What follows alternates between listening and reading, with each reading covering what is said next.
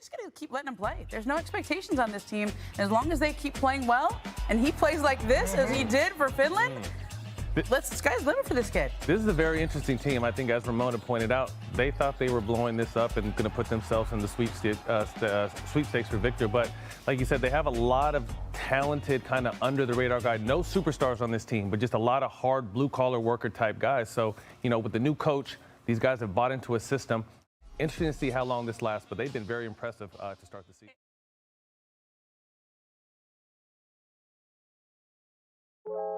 There's been a lot of NBA basketball being played, and I think it's time that we talk about some teams that have been disappointing and some teams that have been surprising. Now, obviously, it still is very early in the season. Some of these teams still do have a lot of time to turn the season around, so let's talk about it.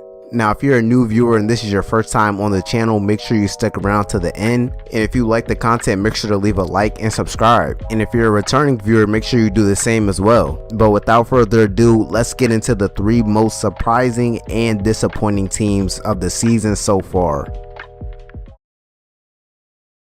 Now, the first surprising team on the list is the Utah Jazz. The Jazz have been one of the most surprising teams to start the season so far because of how bad everyone thought that they would be. I mean, we're looking at a team that in the offseason traded away 2 of their cornerstone pieces of the franchise, in Rudy Gobert and Donovan Mitchell, and in return got a bunch of role players and young unproven stars. And in hindsight, if you thought that this was going to be a bottom 3 team in the league, then you weren't going to be called crazy. Because looking at this roster compared to everyone else's, this was easily one of the worst rosters on paper. But now fast forward to the season and they're looking really good. They have wins over really good teams like the Nuggets, the Clippers, and the Pelicans. They play games by shooting the ball really well and they play really good defense. And they have great depth at nearly every position. At the guard positions, they've got guys like Jordan Clarkson, Mike Conley, Colin Sexton, and Malik Beasley. And at the big man spots, they've got guys who've been playing very well this season like Kelly Olynyk, Lauri Markkanen, Jared Vanderbilt, and Walker Kessler, who's been really good this season. This is a really solid team with great coaching and seem to play very well next to each other. They can run really weird lineups with 3 big guys and they all have great length. I mean, they may not be great on-ball defenders and may not move that quickly laterally, but the length and size will always affect offensive players no matter what. This team is built really well. Now, obviously, I don't believe that they will stay this consistent as the season goes along. This may be another case of last year's Washington Wizards, a team that came into the season with virtually 0 expectations and found a way to overachieve towards the beginning of the season, but then started to show their true form as the season went on and became one of the worst teams in the league.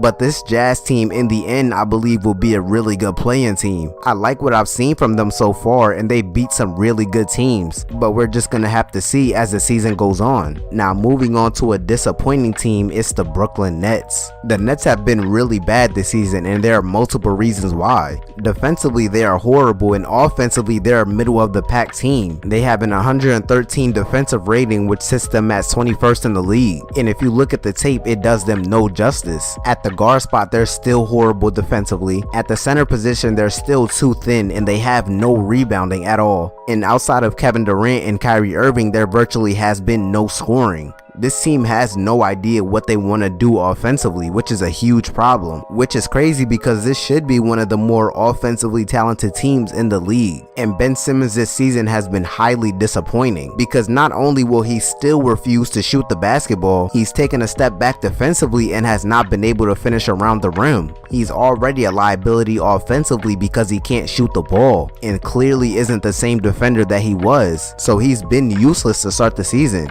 Him not being able to shoot the basketball has made it a lot harder for Kevin Durant and Kyrie Irving to score. And it's sad because this is the guy that we thought would round this team out. Because one thing that this team always missed was a point of attack defender and a guy who could play make. But Ben Simmons has been really disappointing and the Nets have suffered from it. On paper, this is easily one of the most talented teams in the league, but they have to learn how to play together and they have to stay consistent. Now, my next surprising team that I wanted to talk about is the Portland Trail Blazers. Now, the Trail Blazers are a team that I thought would surprise a lot of people, but I did not think they would be this good. They started the season out 4-1 with Damian Lillard in the lineup, and when he's gone out, they've still been able to win games. With Dame on the floor, this is obviously a completely different team, because Dame's gravity helps out the other players so much. He attracts so much attention that it gives his other teammates really great looks. Jeremy Grant has been able to play off the ball very well. Anthony Simons has also been able to play off the ball very well. And Josh Hart, who has had his best games with Damian Lillard on the floor, has been able to benefit. And this team has easily been one of the best teams in the clutch so far. This team will definitely make the playoffs in a stacked Western Conference. And as long as they can stay healthy, they can really do some damage in the playoffs. And for my second disappointing team, we have the Philadelphia 76ers.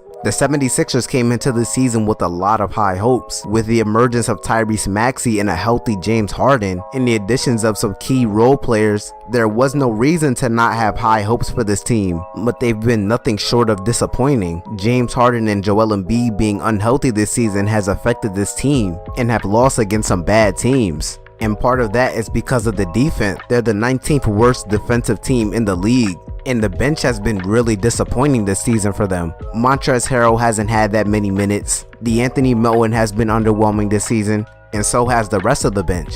So with this Sixers team, when it comes to meeting expectations and playing like how everyone thought they would play, they've been pretty disappointing this season. And now moving on to my last surprising team, and we have the Cleveland Cavaliers. Now everyone knew that the Cavs would be pretty good, but we didn't think that they'd be this good. Their only loss this season has came in the first game of the season. They've beaten a lot of great teams, and they've had a lot of blowouts. They've beaten teams like the Bulls and the Celtics twice. Two really good teams in the Eastern Conference. They've been really consistent, and if you look at their offense, it's basically just been Darius Garland and Donovan Mitchell going back and forth, and both of them have been really good this season. Donovan Mitchell was looking like a legit MVP candidate as he's averaging 31 points a game, and the Cavs as a whole have been really good defensively. They have the second best defensive rating in the league, and that's because of the improvement of Donovan Mitchell defensively and the length of Jarrett Allen and Evan Mobley. Last season, the Cavs were one of the hottest teams to start the season out, and it looks like this year they're gonna do the exact same thing.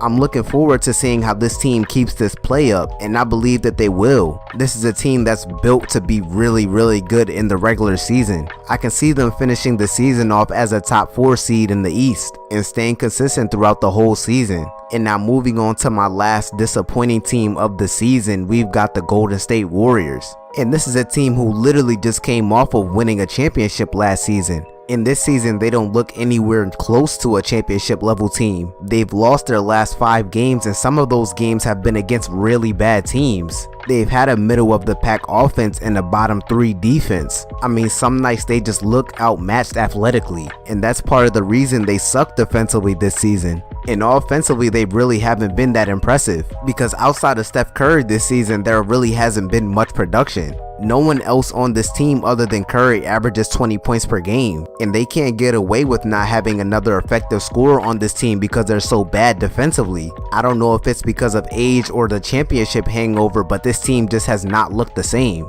The Warriors need to get it together. And those are my 3 most surprising and disappointing teams to start the season out.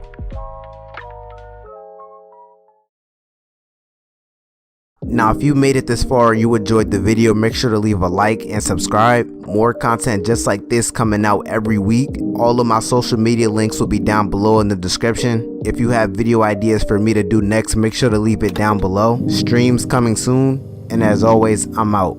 Peace.